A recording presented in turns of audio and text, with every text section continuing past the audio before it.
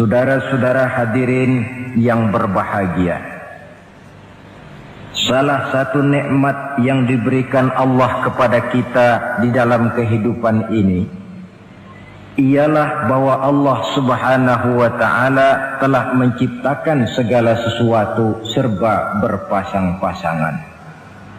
Dalam surah Yasin ayat 36 dijelaskan, Subhanallazi khalaqal azwaja kullaha mimma tumbitul ard wa min anfusihim wa mimma la ya'lamun.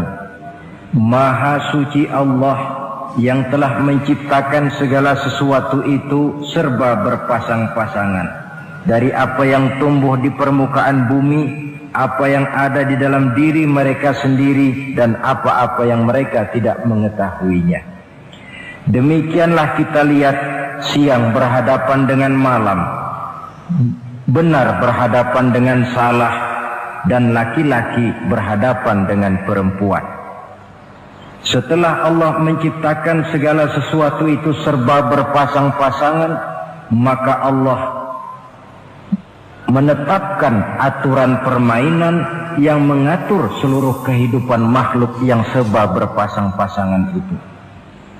Kita tentu maklum, apapun saja yang kita lakukan dan kita perbuat tanpa ada aturan akan berakhir dengan kekacauan. Cobalah kita bikin satu sekolah, buka satu sekolah, tidak usah pakai aturan, tentu kacau. Bikin organisasi tanpa memakai aturan, tentu kacau.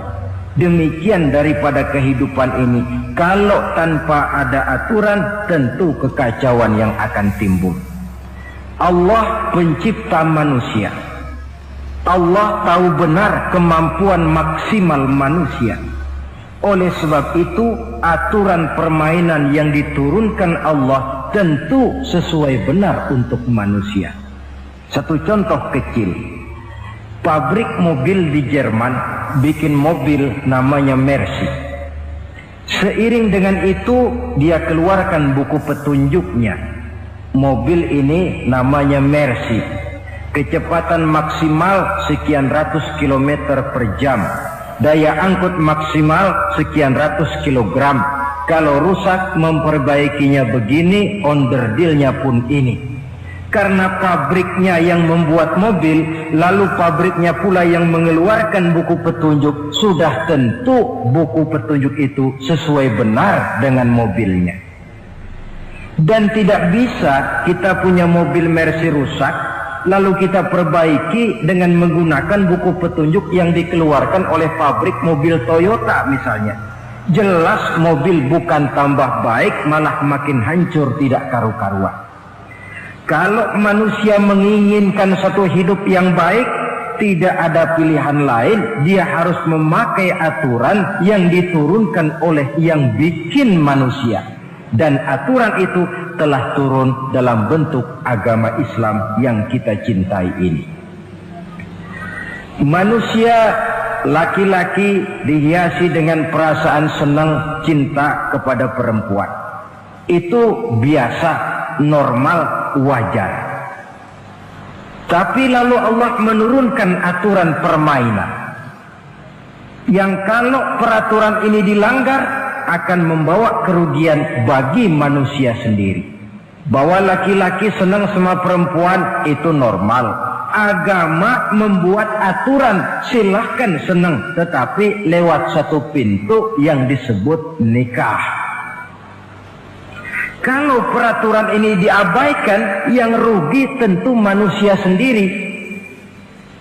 Misalnya PLN keluarkan pengumuman, nanti malam mulai jam 6 sampai subuh listrik se-Jakarta mati total. Kita ingat, ini nanti malam saya giliran ronda. Pagi-pagi sudah kita siap beli batu baterai, masukkan ke dalam baterai. Dari sejak kita beli sampai sore itu baterai kita soroti terus. Tentu setelah sore soak batu baterai itu. Datang malam berangkat kita ronda, Kalau disoroti lagi kan baterainya sudah nggak terang lagi, sudah sewak. Sebab apa? Belum waktunya sudah disoroti terus. Sekarang kalau ada orang belum masuk pintu pernikahan, nafsu seksualnya diobral terus. Itu kan sama juga belum datang malam, baterainya sudah disoroti terus. Nanti masuk pernikahan, soak. Berhadapan dengan istrinya, barangkali sudah nggak bisa apa-apa, cuma nyengir saja. Yang rugi manusia sendiri. Itulah sebabnya Allah lalu mengatur bahwa laki senang sama perempuan lewat satu pintu yang disebut dengan nikah. Maka pada pertemuan kali ini kita akan bicara tentang nikah dalam Islam. Saya bagi kepada 3 masalah pokok saja. Pertama, pengertian dan kedudukan nikah menurut Islam. Yang kedua, motivasi pernikahan. Karena apa orang itu seharusnya melakukan nikah. Dan yang ketiga, membina rumah tangga bahagia menurut contoh Rasulullah Sallallahu Alaihi Wasallam. Hadirin yang saya hormati, kita mulai dengan yang pertama, pengertian nikah. Dalam kehidupan sehari-hari ada 2 kata yang sering kita gunakan, kawin dan nikah. Kalimat kawin kelihatannya dipergunakan oleh semua makhluk hidup. Lain dengan nikah, ini hanya digunakan khusus untuk manusia muslim. Makanya kita sering dengar orang bilang, kucing kawin, ayam kawin, kambing kawin. Dan belum pernah kita dengar ada ayam nikah atau kucing nikah. Sebab apa? Nikah ini cuma dipakai oleh makhluk bernama manusia yang muslim. Apa pengertian nikah? Seorang tokoh, Abi Yahya Zakaria Al-Ansari, di dalam kitab Fathul Wahhabnya menjelaskan, an-nikahu aqdun yatadammanu ibahatal wat'i bilafzi inkahin au nahwihi. Nikah adalah akad, yaitu ijab dan qabul, yang akad ini menjamin dibolehkannya pergaulan bebas antara laki-laki dan perempuan. Jadi kalau sementara anak muda kita beranggapan bagaimana Islam ini kolot, masa laki-laki tidak boleh bergaul dengan perempuan, itu anggapan salah. Islam bukan saja tidak melarang, malah menganjurkan laki-laki bergaul dengan perempuan sebebas-bebasnya, sepanjang pergaulan itu bisa dipertanggungjawabkan, baik menurut hukum negara, lebih-lebih menurut hukum agama.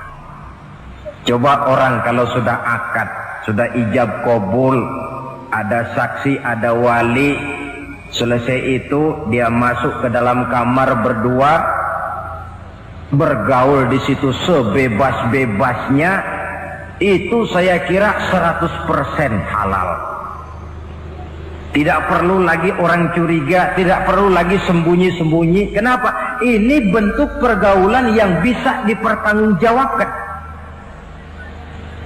Kalau tidak, dengan dalih new morality, kebudayaan modern, lalu melakukan yang disebut free love, free sex, common living, hidup bersama tanpa nikah alias kumpul kebo. Dan saya kira itu kebo cuma mewakili saja. Artinya begitulah kalau binatang itu kumpul. Sebab kumpul kucing pun saya kira begitu, kumpul ayam pun begitu. Kebo cuma mewakili binatang dalam kalimat itu. Tengoklah berapa banyak sudah bayi-bayi yang lahir ke dunia ini tanpa tahu kemana dia harus memanggil bapak.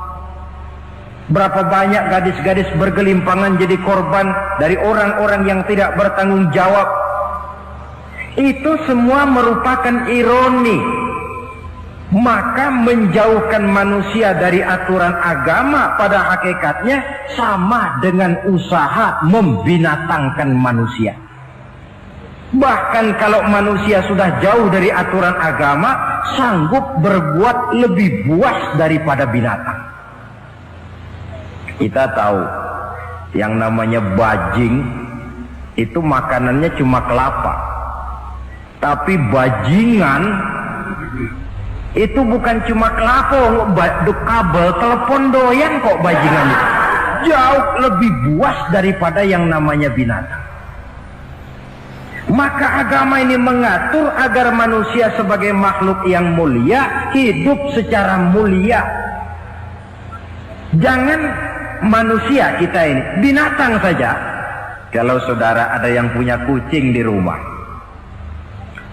saudara taruh di depannya, saudara sendiri yang langsung kasih ikan di piring, kasih kucing. Aduh, dia akan makan dengan tenang, nikmat, lahap, tidak nengok kiri, tengok kanan. Kenapa? Dia yakin betul yang dia makan itu sudah resmi, sah. Sebab apa? Tuan rumah yang kasih. Tapi kalau si kucing ngambil sendiri di dapur, mencuri dia, setelah dapat dia bawa lari, makan pun tidak tenang. Kenapa? Mesti nengok kiri, nengok kanan. Rupanya instingnya pun bekerja. Ini bukan hak saya mencuri. Saudara-saudara, tengok orang yang sudah terlibat dalam pergaulan suami istri yang sah. Itu kan gak perlu tengok kanan, tengok kiri, gak perlu takut-takut. Kenapa? Sudah sah. Tapi kalau yang bukan istrinya, wah itu sudah seperti kucing nyolong ikan, tengok kiri, tengok kanan, tidak pernah mengalami ketenangan. Itu selintas pengertian nikah. Lalu bagaimana kedudukan nikah menurut Islam? Ternyata nikah dalam pandangan Islam tidak cuma sekedar untuk memenuhi kebutuhan biologis manusia. Tidak cuma sekedar untuk memperkembangbiakkan keturunan, tidak cuma sekedar untuk mendapat ketenangan hidup. Lebih tinggi daripada sekedar itu, nikah dalam pandangan Islam ibadah. Jadi kalau kita ditanya, Pak, ibadah apa yang paling enak dalam Islam? Jawabannya jelas, nikah. Begitu enaknya ibadah yang namanya nikah ini, sampai yang sudah pernah pun pengen ulangan. Namanya ibadah. Tetapi tentu ada konsekuensi. Oleh karena nikah ibadah, dan semua ibadah dalam Islam tidak boleh dikerjakan setengah hati atau main-main. Sholat ibadah, tidak boleh main-main atau setengah hati atau coba-coba. Puasa ibadah, tidak boleh main-main, setengah hati atau coba-coba. Dan oleh karena nikah pun ibadah, punya nilai sakral, juga tidak boleh main-main, setengah hati atau coba-coba. Dus nikah eksperimen tidak dikenal dalam Islam. Mas, saya dengar sampean sudah nikah ya? Iya mas, saya cuma nyoba saja kok ini kok. Kalau enak terus, enggak ya bubar. Ini tidak ada nikah eksperimen, sebab dia punya nilai sakral yang bermotifkan ibadah. Itu pengertian dan kedudukan nikah. Lalu apa motivasi suatu pernikahan? Karena apa seharusnya orang nikah itu? Apa landasannya? Saudara, hadis yang diriwayatkan oleh Imam Bukhari, Muslim, Abu Dawud dan Ibnu Majah dari Abi Hurairah menjelaskan, Nabi bersabda, "Tunkahul mar'atu li arba'in." Nikahilah perempuan karena 4 perkara. Kalau dia perempuan, tentu nikahilah laki-laki karena 4 perkara. Memilih jodoh, nah inilah lengkapnya konsepsi Islam. Memilih jodoh saja Islam itu memberikan petunjuk kok. Karena apa orang memilih jodoh itu? Kata Rasul yang karena 4 faktor. Pertama, lima liha, karena dia orang kaya, cari yang kaya. Yang kedua, lihasabiha, karena dia keturunan orang baik-baik, cari keturunan orang baik-baik. Yang ketiga, lijamaliha, karena dia cantik, cari yang cantik. Dan yang keempat, lidiniha, karena dia orang taat beragama, cari orang yang taat beragama. Kalau berkumpul keempat-empatnya, rasanya surga dunia sudah. Coba lihat, suami mana sih yang tidak bangga punya istri cantik, kaya, keturunan orang baik-baik, lalu taat beragama? Atau istri mana sih yang tidak bangga punya suami ganteng, kaya, keturunan orang baik-baik, dan taat pula beragama? Tapi kan terus terang, yang kumpul keempat-empatnya kan boleh dibilang jenis makhluk langka ini. Sulit. Kadang-kadang cantik, kaya, akhlaknya kayak setan. Ada saja kurangnya. Oleh karena ada saja kurangnya, lalu Nabi memberikan stressing, penekanan. Fazfar bizatiddin taribat iyadat. Pilih orang yang taat melaksanakan agama, niscaya hidupmu akan berkah. Jadi motivasi suatu pernikahan hendaknya agama. Apa rahasianya? Mari kita lihat. Kalau orang memilih pasangan karena rupa yang cantik semata-mata, silakan, tapi jangan jadi motivasi utama. Kalau rupa yang cantik jadi alasan utama, saya yakin rumah tangga tidak akan tahan lama. Sebab apa? Pertama, yang namanya cantik itu relatif. Artinya bergantung siapa yang memandang. Yang menurut saudara cantik, menurut saya belum tentu cantik. Yang kata saya cantik, menurut saudara barangkali itu yang jelek. Relatif. Saya kalau ditanya orang, Ustadz, siapa perempuan paling cantik di dunia ini? Tentu saja saya jawab istri saya. Apa saudara lalu protes? Salah Ustadz, yang cantik istri saya, bukan istri Ustadz. Saya bilang, masa bodoh saya nggak ngurusi istri sampean. Cantik itu relatif. Sehingga di kalangan para ahli cinta, ahli cinta, sampai sekarang masih jadi perdebatan. Sebenarnya cantik yang bikin orang jatuh cinta, apa cinta yang membuat orang jadi kelihatan cantik? Dua-duanya bisa terjadi. Mungkin karena cantik orang jatuh cinta, dan bisa juga karena sudah kadung cinta orang kelihatannya jadi cantik. Tapi yang jelas cantik relatif. Yang relatif tidak bisa dijadikan sandaran utama.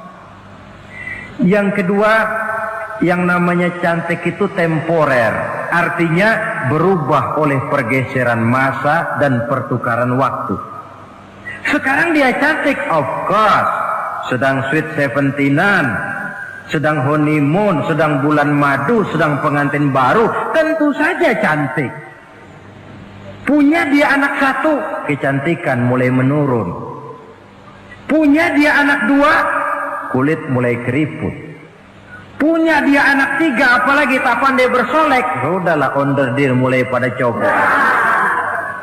Kalau rumah tangga didasarkan kepada rupa yang cantik saja, selesailah rumah tangga sampai di situ. Yang ketiga, di atas langit, rupanya masih ada langit lagi. Di atas yang kita anggap cantik, rupanya masih ada yang lebih cantik. Kalau cantik yang kita kejar, kita akan jadi petualang yang pindah dari perempuan satu ke perempuan yang lain. Cinta bajak laut namanya. Di mana kapal berlabuh, di sana cinta mendarat. Saudara hadirin yang saya hormati, padahal sate dengan singkong itu kan bedanya cuma di tenggorokan. Kalau sudah masuk ke dalam perut, kenyangnya barangkali sama. Malah barangkali besok pagi kalau keluar lebih tidak enak baunya sate itu daripada singkong. Makanya orang kalau sudah nikah oleh Nabi dipesan, apabila kamu di jalan melihat perempuan yang membuat kamu kagum, cepat-cepatlah pulang ke rumah. Sebab apa? Sebab yang perempuan cantik di jalan kau lihat itu punya, istrimu juga di rumah punya. Gak percaya cobalah pulang, akurin, sama itu. Silahkan cari yang cantik, tapi jangan dijadikan motivasi utama. Yang kedua, kalau perkawinan, pernikahan cuma karena harta, silahkan cari yang kaya. Tapi kan harta itu, kata Imamul Ghazali, al-mal zillun zail. Harta bagaikan bayangan. Sore di sebelah barat, tengah hari di tengah, sore pindah ke sebelah timur. Hari ini dia kaya, besok dia bangkrut. Roda itu berputar. Kalau harta dijadikan pilihan utama, boleh jadi dalam hidup berumah tangga ada pepatah, ada uang abang disayang, tidak ada uang abang melayang. Artinya pun rumah tangga tidak akan tahan lama. Yang ketiga, kalau karena keturunan, persilahkan cari keturunan yang baik-baik. Namun toh pada akhirnya orang diajarkan bahwa kita ini mau besar atau tidak, bukan dengan jalan menyempeng kepada kebesaran orang lain, tetapi ditentukan oleh kepribadian kita sendiri. Sekarang kalau karena agama, Nabi berikan penekanan fazfar bidzatid din taribat yadak. Pilih orang yang taat beragama, niscaya hidupmu akan beruntung. Apa rahasianya? Tidak lain rumah tangga Rasulullah Sallallahu Alaihi Wasallam. Yang ini artinya kita sudah masuk kepada bagian ketiga, bagaimana membina rumah tangga bahagia menurut contoh baginda Nabi. Saudara, bagaimana sih rumah tangga Rasul itu? Kelihatan dari dua ucapannya, pendek, singkat, tapi punya pengertian filosofis yang mendalam. Dua kalimat saja beliau bilang tentang rumah tangganya, yaitu baiti jannati, rumah tanggaku laksana surga bagiku. Bayangkan, kalau seorang suami sudah mampu berkata macam begitu, bahagia hidupnya. Ini barangkali tantangan buat kita semua. Mampukah kita di rumah tangga berkata semacam perkataan beliau tadi? Baiti jannati, rumah tanggaku laksana surga bagiku. Padahal dari sejarah kita baca, Rasul itu rumahnya kecil, tidurnya di atas pelepah daun korma, sampai berbekas di pipinya. Sarapan paginya seteguk zam-zam, sepotong roti, kadang-kadang 3 butir korma. Tempat tidurnya bukan alga spring bed atau Dunlop pillow macam kita punya. Di rumahnya tidak ada mebel spaghetti model yang lagi ngetop-ngetopnya. Entah di tengah rumah macam itu, beliau sanggup berkata, baiti jannati. Kenapa kita yang hidup di zaman di mana fasilitas mestinya lebih menunjang, kok malah banyak yang berkata sebaliknya? Baiti nari, rumah tanggaku laksana neraka bagiku. Padahal dilihat dari segi materi, rumahnya bertingkat, mobilnya serba berkilat, uangnya banyak berlipat-lipat, istri pun cantik memikat. Kadangkala boleh jadi jumlahnya 4. Tapi tiap hari kiamat. Kenapa ini? Marilah kita lihat.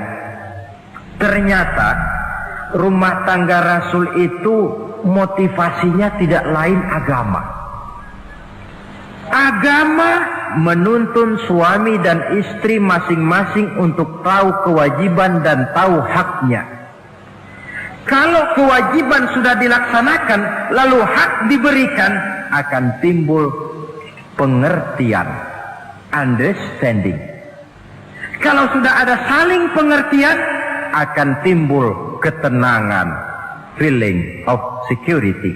Dan ketenangan tangga utama untuk mencapai yang disebut bahagia. Itu sebabnya hakikatnya membicarakan rumah tangga yang berdasarkan agama tidak lain adalah bagaimana seharusnya seorang suami melaksanakan kewajibannya dan seorang istri melaksanakan tugasnya. Artinya kewajiban suami itu apa? Kewajiban istri itu apa? Kewajiban istri hak suami, kewajiban suami hak untuk istrinya menurut tuntunan dan tuntutan agama.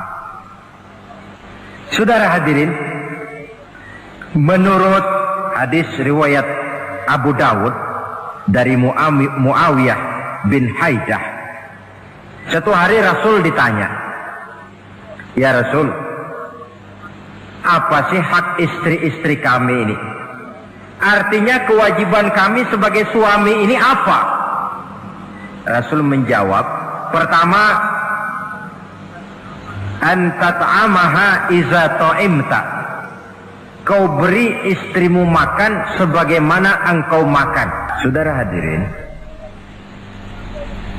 tetapi seorang istri pun kalau sudah diberikan nafkah oleh suaminya untuk mengatur makanan, dia harus pandai mengaturnya dengan sebaik-baiknya. Menu yang teratur, gizi yang lengkap, dan saya kira yang namanya 4 sehat 5 sempurna itu kan tidak berarti bahwa hidup ini harus serba mewah, tidak. Yang penting ada variasi sehingga tidak merangsang suami untuk makan di luar. Jangan misalnya tahu suaminya senang jengkol lalu tiap hari saja jengkol, itu kan bisa kejengkolan suami. Dengan demikian, masalah yang kelihatannya sepele tetapi yang sebenarnya bisa menjaga keharmonisan atau malah keretakan rumah tangga harus kita perhatikan dengan sebaik-baiknya. Suami memberikan nafkah, dari jumlah itu 60% lari ke kredit, 40% lari ke dapur. Tentu pada akhirnya sang suami akan merasa curiga, padahal barangkali istrinya pun berniat baik, cuma hanya tidak ada keterbukaan di dalam mengurus masalah-masalah yang berhubungan dengan dapur. Inilah kewajiban yang pertama dari seorang suami, kewajiban yang menyangkut masalah pangan. Lalu yang kedua, wataksuwaha izaktasaita, engkau beri istrimu pakaian sebagaimana engkau berpakaian. Suami yang adil, pakaian yang dia pakai sama harganya dengan yang dibelikan untuk istrinya, kecuali tentu kalau istrinya ridho. Zalim seorang suami jikalau untuk dia misalnya dia beli pakaian yang mahal-mahal, jasnya dia pakai Switzerland wool, sarungnya Samarinda, kalau dia pakai sepatu belilah sepatunya, sementara istrinya cuma pakai kain belacu saja. Kenapa mesti begitu? Sebab saudara hadirin, istri kita sebenarnya adalah bagian daripada hidup kita. Baik dia dilihat orang, baik juga kita disebut orang. Jelek dia dipandang orang, tentu jelek juga nama kita disebut orang. Apalagi hidup bermasyarakat, kadang-kadang mulut usil itu kan sudah banyak macam ragamnya. Itu siapa sih perempuan yang jalan? Kenapa? Itu pakaian yang tidak dipakai sih tidak mahal, cuma pakaiannya serasi, pantas, enak dilihat. Oh, terang saja dia kan istrinya si Meun. Nah, Meun yang sedang tidur barangkali tidak tahu apa-apa mendapat sebutan baik. Cobalah kalau istri kita semaunya saja, orang akan bilang, ah itu perempuan, kenapa saya gerah ngelihatnya, mau ke pasar cuma pakai kutang saja. Tentu suami pun akan mendapat sebutan yang tidak baik. Cuma sang istri kalau sudah dibelikan pakaian oleh suami, termasuk alat-alat kecantikan di dalamnya, pakaian itu tentu dipakai, niat pertama adalah untuk menyenangkan hati suami. Seorang istri yang memakai bedak untuk menyenangkan suami, misalnya tiap polesan bedak ada pahalanya. Dia pakai lipstik untuk menyenangkan hati suaminya, tiap goresan lipstik ada pahalanya, bernilai ibadah. Ini kewajiban yang kedua. Yang ketiga, wala tadribil wajha. Kalau marah jangan memukul muka. Maksudnya apa ini? Kewajiban memberikan perlindungan, sehingga si istri merasa ada tempat dia mengadu, ada tempat dia melarikan persoalan, ada tempat dia bergantung. Kalau marah jangan memukul muka, dan memukul itu pun upaya terakhir. Kalau tidak bisa dengan kata yang lemah lembut, agak sedikit keras katanya. Kalau dengan kata yang keras tidak juga bisa pisah tempat tidur. Kalau memang tidak bisa juga dengan pukulan yang tujuannya bukan untuk menyakiti, tetapi untuk mendidik. Allah tadribal wajha. Kalau marah jangan memukul muka, dan memukul pun bukan jalan pertama, tapi upaya terakhir dengan tujuan bukan untuk menyakiti, tapi untuk mendidik sang istri. Kewajiban untuk memberikan perlindungan. Yang keempat, wala tuqabbih. Jangan memburuk-burukan istrinya. Kewajiban menjaga nama baik. Sebab apa? Dalam satu bahasa yang indah, Al-Quran menjelaskan bahwa suami istri itu laksana pakaian. Hunna libasul lakum wa antum libasun lahunna.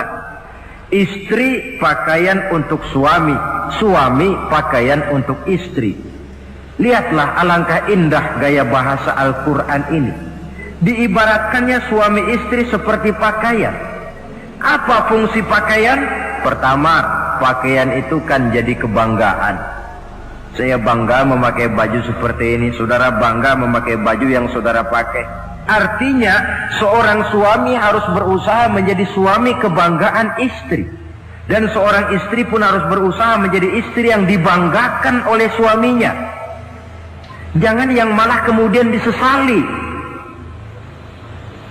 Itu kan kalau sudah marah orang kadang-kadang ucapannya nggak terkontrol. Istri marah sama suami, bang, nyesel gue punya laki kemarin. Sudah hilang lagi kebanggaan. Kalau kebanggaan hilang, wibawa pun hilang. Kalau wibawa sudah hilang, maka rumah tangga sudah sulit untuk dipertahankan. Yang kedua, yang namanya pakaian itu kan menutup aurat. Itu tujuan pakaian yang terpenting. Artinya di sini, kalau seorang istri mempunyai kekurangan, suamilah yang menutupi. Kalau seorang suami mempunyai kekurangan, istri juga harus berusaha menutupi. Jangan kekurangan suami diceritakan di pasar umum, atau kekurangan istri dibuka di mana-mana. Itu namanya suami istri tidak berfungsi sebagai pakaian, malah justru saling membuka aurat masing-masing. Inilah kadang-kadang penyakit ini. Kadang-kadang yang namanya perempuan dari rumah itu berangkat ngaji katanya. Sampai di pengajian apa? Suaminya diakur-akurin. Bayu bagaimana suami? Wah, suami saya payah. Dipayahkannya suaminya di mana-mana. Atau aib dan kekurangan istri diceritakan di mana-mana. Orang bertanya, gimana mas istrinya? Oh, nggak maju. Loh, kenapa istrimu kan cantik? Iya, soal cantik sih iya, tapi tidurnya kok ngiler ini. Nah, ini kan nggak perlu yang macam begini ini. Tidak bisa menjaga apa yang disebut security informasi. Fungsi pakaian sebagai suami istri tidak berjalan di dalamnya. Saling menjaga kehormatan diri. Ini yang keempat. Yang kelima, wala tahjur illa fil bait. Jangan berpisah dari istri kecuali di rumah. Maksudnya begini, kalau satu hari seorang istri suami marah kepada istrinya, tidak usah istri itu disuruh pulang ke rumah orang tuanya, ke rumah mertua lalu diusir. Tidak, cukup pisah tempat tidur saja. Ini mana maknanya wala tahjur illa fil baiti. Umpamanya, dek malam ini saya sedang tidak enak pikiran, kau tidur di kamar belakang lah, saya kamar depan. Cukup pisah tempat tidur saja, tidak perlu istri dipulangkan ke rumah orang tuanya. Nanti umpamanya tengah malam turun hujan, udara dingin, pikiran berubah, berasa perlu, kan tinggal manggil. Tidak jauh secara psikologis ajaran semacam ini bisa kita terima. Saudara hadirin yang saya hormati, ini pada prinsipnya kewajiban seorang suami. Kewajiban yang menyangkut masalah pangan, sandang, perlindungan, memelihara kehormatan, dan menjaga ketenangan di rumah tangga dengan menyelesaikan persoalan di rumah tangga itu secara intern. Jangan belum apa-apa sudah mertua diundang, orang tua dibon. Persoalan belum tentu selesai, tapi masalah sudah meluas. Cobalah kita selesaikan intern dulu. Kalau kemudian ternyata dianggap perlu mengundang orang tua, mertua, keluarga, baru kita upayakan ke arah itu. Ini kewajiban suami dan ini merupakan hak istri. Lalu bagaimana kewajiban istri sekarang ini?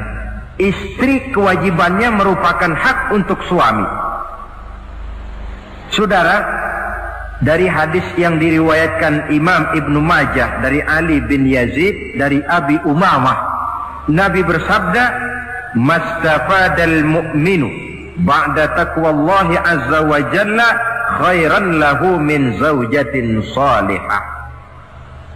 Bagi seorang mukmin, sesudah dia mempunyai sifat takwa kepada Allah, tidak ada yang lebih membawa manfaat selain daripada istri yang solehah. Istri solehah itu yang bagaimana? Yang hidup mampu melaksanakan kewajibannya. Apa kewajibannya? Kata Nabi, pertama, in amaroha atau athu. Kalau diperintah, dia taat. Kewajiban istri yang pertama, taat kepada suaminya. Begitu besar kewajiban taat kepada suami, sampai-sampai Nabi pernah menyatakan, "Lau kuntu amiran ahadan ayyasjuda li ahadin la amartul mar'ata an tasjuda li zawjiha." Kalau saja boleh, kata Nabi, aku memerintahkan manusia sujud kepada sesama manusia, tentu aku perintahkan istri untuk sujud kepada suaminya. Untung saja sujud kepada manusia tidak boleh. Kalau boleh, istri itu disuruh sujud kepada suami. Tentu karena besar hak suami atas dirinya. Yang kedua, ibadah sunnah tidak mendapat izin suami juga bukan saja tidak berpahala, malah berdosa. Umpamanya, pengantin baru, si istri kebetulan santri, malam minggu pesta, besoknya hari Senin, si istri sudah kadang biasa hidup sebagai santri, hari Senin puasa sunnah. Dia bilang sama suaminya, "Bang, besok saya mau puasa sunnah nih, hari Senin." Kata suaminya, "Kalau kau puasa juga kau kejam. Lalu kau puasa, aku disuruh ngapain?" Tidak diizinkan oleh suami, dia puasa juga. Bukan saja tidak mendapat pahala, malah berdosa. Sampai amalan yang sunnah pun tidak diizinkan oleh suami, berdosa. Apalagi amalan yang mubah, apalagi amalan yang tidak ada dasar hukumnya, perintahnya. Sepanjang perintah suami tidak untuk maksiat kepada Allah, istri wajib untuk taat. Dalam hadis lain kita temukan Nabi bersabda, "Idza da'a ar-rajulu imra'atahu ila firashihi." Kalau seorang suami memanggil istrinya ke tempat tidur. Ini bahasa kinayah. Manggil ke tempat tidur kan tentu nggak perlu penjelasan. Masa mau nyambal di tempat tidur kan enggak. Fa'abat, si istri tidak mau. Lantaran istri tidak mau, suami jengkel. Fabata ghadbana 'alaiha. Sampai dalam jengkelnya tidur. La'anat hal malaikatu hatta tusbiha. Istri macam itu dilaknat, dikutuk oleh malaikat sampai datang waktu pagi. Kewajiban untuk taat. Namun sebaliknya, seorang suami pun jangan mentang-mentang istri wajib taat lalu overacting. Segalanya main tunjuk, segalanya main komando, segalanya main perintah. Sebab contoh yang diberikan oleh Rasul tidak begitu. Rasul kita baca dalam sejarah menjahit bajunya sendiri, memperbaiki kasutnya sendiri. Artinya yang bisa ya dikerjakan tanpa harus menggantungkan semuanya kepada sang istri. Kewajiban untuk taat. Nah, penutup tentang taat ini ada sebuah hadis pula di mana baginda Nabi bersabda, ayyumam ra'atin matat wa zawjuha anha radin dakhalatil jannah. Kalau seorang perempuan meninggal dunia, suaminya ridho kepadanya, maka perempuan itu akan masuk surga. Artinya, kalau seorang istri meninggal, ya dia tukang ngaji, ya tukang sholat, ya suka puasa, ya gemar sedekah, tapi meninggal suaminya tidak ridho, pintu surga belum dibukakan sampai suaminya ridho kepadanya. Ini menggambarkan tentang besarnya kewajiban taat seorang istri kepada suaminya. Ini kewajiban pertama. Lalu kewajiban yang kedua, kata Nabi, wa in nazara ilaiha sarrathu. Kalau dipandang oleh suaminya, dia pandai menggembirakan, menyenangkan hati suaminya. Menjadi istri yang pandai menyenangkan hati suami. Siapa contohnya? Kita lihat misalnya istri Nabi, diantaranya Sayyidatuna Khadijah radhiyallahu anha. Ketika Nabi pertama kali menerima wahyu berhadapan dengan malaikat Jibril, beliau kembali ke rumah dengan tubuh gemetar. Setibanya di rumah beliau berkata, "Zammiluni ya Khadijah." Khadijah, selimuti saya. Kenapa bang? Barusan datang malaikat Jibril, dia katakan begini-begini, saya khawatir Khadijah. Khadijah tahu suaminya sedang gelisah.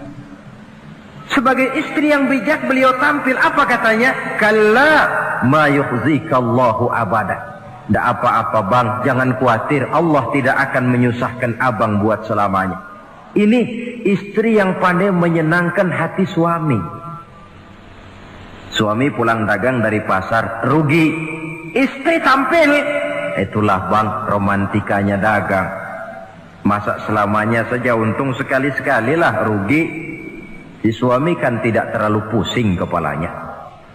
Jangan sudah di pasar rugi, sampai rumah istri pidato, peletar-peletor macam petasan. Dasar suami goblok, dagang saja rugi. Sudahlah di pasar rugi, sampai ke rumah digoblok-goblokin. Itu nanti suami kan bisa kena penyakit yang disebut broken home.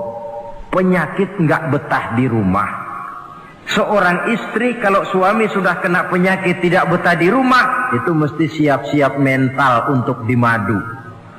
Nah, jadi kalau tidak dimadu bagaimana? Berusaha bikin betah suami di rumah. Suami pulang kantor jam 2, setengah 2 dandan, kalau perlu setel habis. Kalau perlu kelihatan suami akan datang, bukakan pintu, sambut dengan senyum. Apalagi kalau senyumnya Pepsodent. Saya kira suami bagaimanapun lelahnya, peras keringat, banting tulang, pulang mencari nafkah, kalau kembali di rumah disambut dengan senyum, hilang capeknya. Tapi bayangkan, sudahlah di kantor capek, peras keringat, banting tulang, sampai pula di rumah yang nyambut cuka sama kukusan. Udah asem, monyong. Suami mana yang kerasan tinggal di rumah? Menjadi istri yang pandai menggembirakan, menyenangkan hati suaminya. Bahkan diizinkan bohong untuk menyenangkan hati suami. Umpamanya, suami kebetulan habis obyeknya gol. Karena ingin menyenangkan istri, mampir di pasar beli kain batik. Si suami tidak tahu bagaimana kain batik yang bagus, beli saja sembarangan. Sudah kainnya kasar, warnanya norak, harganya yang mestinya murah jadi mahal, dibawa pakaian itu pulang. Istri lihat dan tahu kalau ini batik jelek, norak, kasar, harganya pun murah. Tapi dia ingin menyenangkan hati suaminya. Suaminya tanya, bagaimana dek kain batik ini? Waduh bang, bagus betul kain ini. Pinter bener abang milih warna ini. Emang yang kayak begini ini bang, coba lihat tetangga kita mana ada yang pakai kain kayak begini. Ya memang gak ada, jelek. Suami senang tentu. Lalu kain itu oleh istrinya, ngaji dipakai, keundangan dipakai, tidur dipakai, masak dipakai, nyuci pun dipakai. Suami makin bangga, wah kain yang saya beliin dipakai terus ini. Lain pula istrinya, dalam hati dia berpikir, biarin deh gue pakai terus biar cepat hancur, nggak ada urusan. Coba kalau waktu itu si istri jujur, dasar laki goblok, beli kain kayak begini, sono pulangin. Nah, mungkin suami yang sudah payah-payah mau menyenangkan hati istrinya malah berbalik pikirannya. Saudara hadirin, ini kelihatannya penting untuk menjaga suasana keharmonisan di dalam kehidupan berumah tangga. Begitu pula pengertian seorang suami. Rasul pernah pulang dari masjid agak larut malam, rupanya banyak orang bertanya. Ketuk pintu, Assalamualaikum, sampai 3 kali tidak dibukakan pintu. Rupanya Aisyah lelap benar tidurnya. Rasul sadar beliau pulang kemalaman dan tahu istrinya capek bekerja di waktu siang. Asyraful anbiya wal mursalin ini menghormati istrinya. Salam 3 kali tak dibukakan pintu, bukan marah, malah gelar sorban di depan pintu. Di situ beliau tidur. Tengah malam Aisyah mau sholat, buka pintu, terkejut lihat suaminya tidur di depan pintu. Dibangunkan, begitu dibangunkan Rasul lebih dahulu berkata, Aisyah, maafkan saya pulang terlambat memang sebab banyak yang bertanya di masjid. Sudahlah tidur di depan pintu, begitu dibukakan beliau dulu yang minta maaf. Sulit jadi suami semacam ini. Yang enak kalau sudah nggak dibukain pintu, istri kepulesan, lalu sekali buka pintu kan yang enak kita tunjuk jidatnya, lo tidur kayak kebo ya. Saudara hadirin, menjadi istri yang pandai menyenangkan hati suaminya. Sebab tidak ada seorang suami bisa sukses baik di medan tugas, di masyarakat, di kantor, di toko, di tempat manapun kalau tidak ditunjang oleh peran serta dari para istrinya. Karena itulah perempuan walaupun peranannya tidak begitu kelihatan, sebenarnya sangat menentukan. Seorang suami yang jujur, polos, lugu, sederhana, sanggup menjadi koruptor ulung karena didorong-dorong oleh istrinya. Merangsang ketamakan suami. Istri dibakar oleh tetangganya. Bang, kenapa? Kau kan di kantor kepala bagian. Lalu, tangga kita pegawai kecil saja bang, tapi coba lihat istrinya kalau pakai gelang kayak pelek beca bang gelangnya. Kau kepala bagian gak bisa beliin saya macam gitu, kepala bagian goblok. Lalu bagaimana bu, gaji saya kan sudah jelas segitu. Iya, kamu kan kepala bagian. Apaan kayak di kantor sabet. Kalau sudah main sabut-sabutan begini, sudah merangsang suami untuk berbuat yang tidak baik. Kecil, tidak begitu kelihatan, tapi sangat menentukan. Istri yang soleh, yang bisa melaksanakan kewajibannya, yaitu pandai menyenangkan hati suaminya. Ini kewajiban istri yang kedua. Yang ketiga, wa in aqsama alaihi abarrathu. Kalau suami memberikan sesuatu, dia pandai berbakti, menjadi istri yang pandai bersyukur kepada suami. Kita ingat ketika pulang Mi'raj kan Rasul bercerita, saya dalam perjalanan itu diperlihatkan neraka, kata Rasul. Saya lihat kok isinya kok lebih banyak perempuan daripada laki-laki. Nah, sahabat heran, ya Rasul, lebih banyak perempuan? Iya. Apa mereka tidak sholat? sholat. Apa mereka tidak pernah hadir di majelis taklim? Oh, rajinan dia sama suaminya. Ada apa? Tidak pernah baca Quran? Rajin. Lalu kenapa kok isinya kebagian besar perempuan? Rasul menjawab, hunna yakfurnal asir. Mereka umumnya tidak pandai bersyukur kepada suaminya. Hujan panas setahun dibalas dengan hujan sehari. Kalau suaminya sedikit salah, sudah kehilangan pertimbangan, tertutup seluruh kebaikannya. Yang kelihatan cuma salahnya saja. Maka sebaiknya di dalam hidup berumah tangga, baik suami maupun istri itu masing-masing sedia timbangan. Kalau satu saat suami salah, istri ambil timbangan. Timbang, suami saya salahnya ini, jasanya ini. Bertahun-tahun dia hidup mencari nafkah buat saya, membelikan pakaian untuk saya, mencarikan makan untuk saya. Salahnya ini. Timbang mana lebih banyak salahnya atau benarnya. Dengan demikian kita akan bisa menghasilkan keputusan objektif. Giliran istri yang salah, suami yang ambil timbangan, ukur mana lebih banyak baiknya atau salahnya. Kalau tiap kita masing-masing punya timbangan, insya Allah nilai-nilai objektif dari suatu pertimbangan akan bisa kita temukan dalam mengambil keputusan. Istri yang pandai berbakti membalas budi daripada suaminya. Kewajiban yang keempat dari seorang istri, wa in ghaba anhu nasahathu fi nafsiha wa malihi. Kalau suami tidak ada di rumah, dia pandai menjaga kehormatan dirinya dan pandai menjaga harta suaminya. Tidak mencari kesempatan dalam kesempitan. Suami lembur, istri ngompreng. Dan pandai menjaga harta suaminya. Nah, coba lihat. Kalau seorang suami ada uang di kantongnya 100 rupiah. Ada tukang minta pengemis, istri ambilkan saja tanpa izin suaminya uang di kantong suami 100. Dia sedekahkan. Niatnya tentu baik. Si istri dapat dosa, si suami dapat pahala.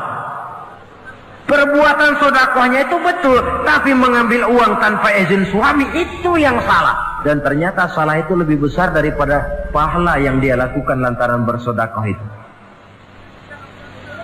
Kalau ini terwujud, maka suasana saling mempercayai akan tumbuh. Kalau sudah saling mempercayai, rasanya akan terwujud kedamaian dan ketenangan. Suami meninggalkan rumah dengan perasaan tenang, istri pun melepas suami dengan perasaan damai, tanpa was-was, tanpa curiga, dan sebagainya. Dan ini modal yang paling utama mewujudkan saling kepercayaan dalam membina hidup bahagia. Saudara, jadi dengan demikian, kewajiban suami dan kewajiban istri yang merupakan bagian tidak terpisahkan dari bagaimana membina rumah tangga berdasarkan tuntunan agama, merupakan hal yang dicontohkan oleh Nabi kita Muhammad sallallahu alaihi wasallam. Dengan satu kesimpulan, rumah tangga Nabi bahagia karena rumah tangga itu disinari oleh ajaran-ajaran agama. Sehingga timbul saling pengertian membawa kepada ketenangan, dan ketenangan sesungguhnya tangga utama mencapai rumah tangga bahagia. Tanpa materi orang memang sulit untuk bahagia. Tapi materi semata-mata bukan merupakan jaminan bahwa orang akan hidup bahagia. Banyak isak tangis berbunyi di rumah-rumah mewah, dan banyak sendak gurau, tawa dan canda, tawa lerai di rumah-rumah sederhana. Artinya suka dan duka, sedih dan gembira, susah dan bahagia bisa ada di gubuk reot dan bisa juga ada di rumah mewah. Ternyata bukan harta semata-mata yang menopang dan menjamin hidup itu akan bahagia, tapi satu rumah tangga yang dipancari oleh sinar agama di bawah naungan ridho dari Allah Subhanahu wa taala. Si istri taat melaksanakan ajaran agama, suami taat, lalu anak-anak pun hidup dalam suasana yang religius. Dari sana tumbuh pancaran sinar keagamaan. Irama agama mengalun dalam kehidupan rumah tangga kita. Berfungsilah dengan demikian rumah tangga sebagai tempat di mana kita mengamalkan ajaran agama kita. Alangkah nikmat rumah tangga. Istri ahli ibadah, suami pun ahli ibadah, anak-anak pun terbiasa oleh lingkungan untuk hidup melaksanakan suatu ibadah. Dan keberhasilan di rumah tangga awal untuk menuju keberhasilan di masyarakat, di tempat tugas, dan di tempat-tempat lainnya. Sebaliknya, kehancuran rumah tangga akan selalu menjadi awal kehancuran karir di masyarakat, di tempat kerja, dan di tempat-tempat lainnya. Oleh karena itu, berangkat dari hal semacam inilah, maka kita berkeyakinan rumah tangga yang bahagia ialah rumah tangga yang didasarkan kepada ajaran agama. Sehingga tercapailah kebahagiaan hidup di dunia yang langsung menopang kepada kebahagiaan hidup di akhirat